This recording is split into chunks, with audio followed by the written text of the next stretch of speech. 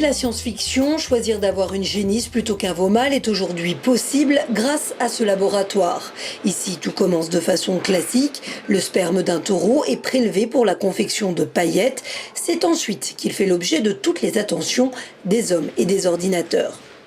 Donc ça, c'est l'écran principal qui nous permet de sélectionner les populations qu'on va trier. On trie uniquement les cellules vivantes. Et dans les cellules vivantes, on a deux populations, les populations femelles qui sont juste au-dessus et les populations mâles juste en dessous. Dès réception de la semence par le laboratoire, un échantillon est étudié pour s'assurer que les spermatozoïdes sont suffisamment nombreux et dynamiques. Séparés dans différents tubes, la semence est traitée pendant près de 8 heures par pas moins de 3 personnes. Des traitements destinés à préparer aux étapes essentielles. 2 colorants vont teinter les spermatozoïdes, l'un pour séparer les cellules mortes des vivantes et l'autre pour permettre le tri. Mais comment ces scientifiques parviennent-ils à identifier des cellules mâles et femelles, pourtant microscopiques? Le tri est possible grâce à une infime différence de taille entre spermatozoïdes mâles et femelles. Le colorant de tri se collant aux cellules, les plus grosses contiendront plus de colorants et seront donc plus lumineuses face au laser. Une fois les colorants mis en place, les échantillons vont être triés grâce à ces 4 machines identiques. Ici, on est dans le cœur du laboratoire. Donc cette machine-là, c'est l'appareil qui va nous permettre de faire le tri de la semence.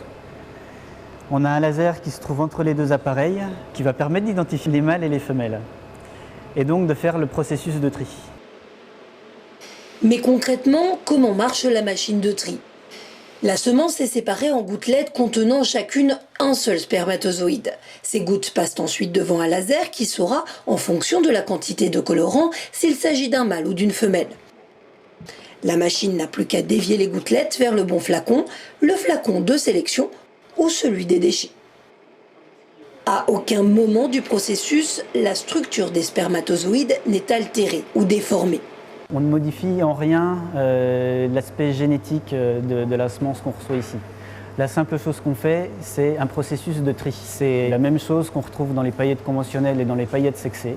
Donc ce ne sont pas des OGM. La seule différence, ça va être le pourcentage du genre demandé, femelle ou mâle.